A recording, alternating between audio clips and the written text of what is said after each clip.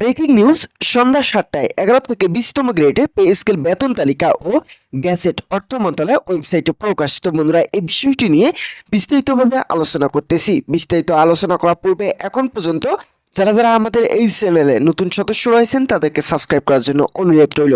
তো বন্ধুরা, দেশের প্রায় ২২ লক্ষ সরকারি চাকরিজীবী দীর্ঘদিনের প্রতীক্ষার অবসান ঘটিয়ে অবশেষে অর্থ মন্ত্রণালয় অফিসিয়াল ওয়েবসাইটে ১১ থেকে ২০তম গ্রেডের কর্মচারীদের জন্য বহুল কাঙ্ক্ষিত নতুন বেতন তালিকা ও প্রশাসনিক কাঠামো প্রকাশ করা হয়েছে। নবম জাতীয় বেতন স্কেল বাস্তবায়ন লক্ষ্যে গঠিত উচ্চ পর্যায়ে কমিটির সুপারিশের ভিত্তিতে এই নতুন বেতন তালিকা চূড়ান্ত করেছে সরকার। নতুন এই প্রজ্ঞাপনের মূল বেতন বা বেসিক সর্বনিম্ন ১৪০% পর্যন্ত বৃদ্ধির পাশাপাশি বিভিন্ন খাতের ভাতা সহ করে ৫০% পর্যন্ত বাড়ানোর এক যুগান্তকারী সিদ্ধান্ত নেওয়া হয়েছে। একই সাথে অবসরপ্রাপ্ত প্রায় ৯ লাখ কর্মচারীর সামাজিক নিরাপত্তা নিশ্চিত করতে পেনশন ও গ্র্যাচুইটির ক্ষেত্রেও আনা হয়েছে বড় ধরনের ইতিবাচক পরিবর্তন।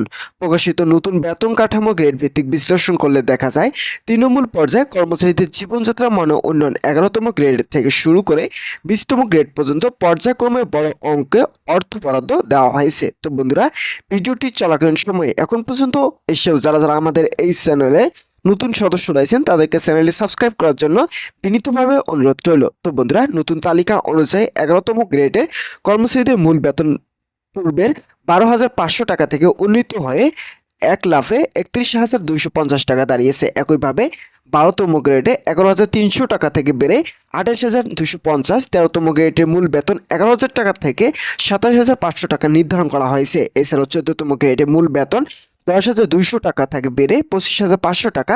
১৫তম গ্রেডের বেসিক ৯,৭০০ টাকা থেকে বৃদ্ধি পেয়ে ২৪,২৫০ এবং ১৬তম গ্রেডের বেতন ৯,৩০০ টাকা থেকে বেড়ে ২৩,২৫০ টাকা করা হয়েছে। অন্যদিকে ১৭তম গ্রেডের মূল বেতন ৯,০০০ টাকা থেকে বেড়ে ২২,৫০০ টাকা। ১৮তম গ্রেডের বেতন ৮,৮০০ টাকা থেকে বেড়ে বাড়িয়ে ২২,০০০ টাকা এবং ১৯তম গ্রেডের বেতন ৮,৫০০ টাকা থেকে বেড়ে ২১,২৫০ টাকা নির্ধারণ করা হয়েছে।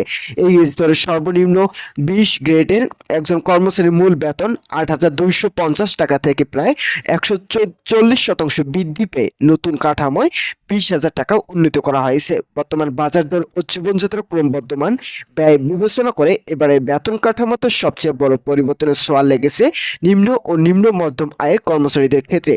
কেবল মূল বেতনে বৃদ্ধি নয়, বরং কর্মচারীদের যাতায়াত, চিকিৎসা ও আবাসন সংকটের কথা মাথায় রেখে ভাতার ক্ষেত্রে বড় ধরনের সংস্কার এনেছে অর্থ মন্ত্রণালয়। নতুন নিয়মে সকল গ্রেডের কর্মচারীদের বাড়ি ভাড়া ভাতা মূল বেতনে ৪৫% নির্ধারণ করা হয়েছে, যা আগের মহানগরে ও জেলা শহরে ভিন্ন ভিন্ন হারে প্রযোজ্য ছিল।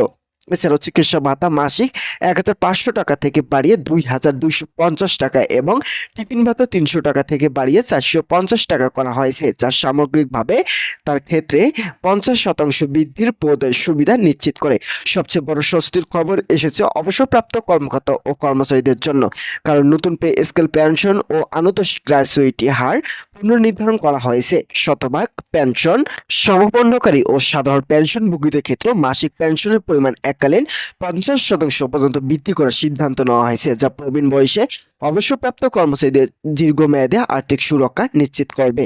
অর্থ মন্ত্রণালয়ের উচ্চ পদস্থ সূত্রে জানা গেছে, বিশাল এই কর্মযজ্ঞের আর্থিক ধাক্কা সামলাতে এবং দেশের সামগ্রিক অর্থনীতির উপর যাতে হঠাৎ অতিরিক্ত মুদ্রাস্ফীতির চাপ না পড়ে, সেজন্য এই নতুন কাঠামোটি ধাপে ধাপে বাস্তবায়িত করার দ্বিমুখী পরিকল্পনা নেওয়া হয়েছে। পরিকল্পনা অনুযায়ী আগামী ১ আগস্ট থেকে সংশোধিত এই মূল বেতন প্রথম অংশের সুবিধা কার্যকর হতে যাচ্ছে এবং পরবর্তী অর্থ বছরের ১ জুলাই থেকে সকল ধরনের বর্ধিত ভাতা ও অন্যান্য সুযোগ সুবিধা পুরোপুরি চালু করা হবে।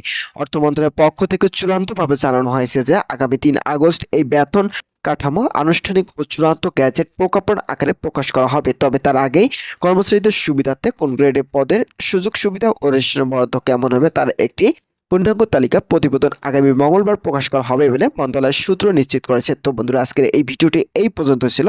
আশা করছি ভিডিওটি থেকে অনেক উপকার পেয়েছেন। যদি উপকার পেয়ে থাকেন তাহলে অবশ্যই চ্যানেলটি সাবস্ক্রাইব করে পাশে থাকা বেল আইকনটি অল করে রাখার জন্য বিনীতভাবে অনুরোধ রইল। ধন্যবাদ সকলকে।